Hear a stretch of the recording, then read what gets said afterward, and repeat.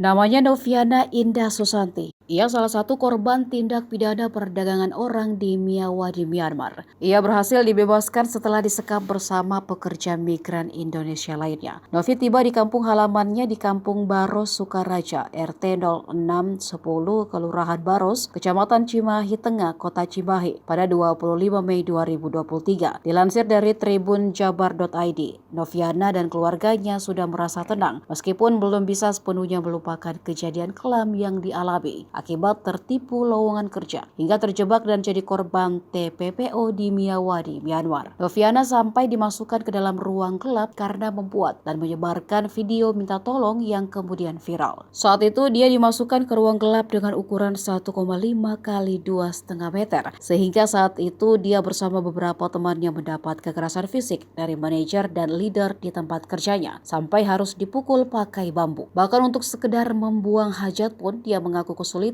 hingga harus buang air besar dengan menggunakan kantong plastik. Hingga kini ia masih merasakan trauma yang mendalam hingga harus membuang barang kesayangannya seperti baju, sendal, dan sebagainya yang saat itu dipakai atau dibawa ke Myanmar. Untuk sementara ini Noviana belum melakukan apa-apa karena ingin fokus pada pemulihan kondisi fisik, mental, dan melupakan semua yang telah terjadi agar nantinya bisa kembali normal seperti biasa.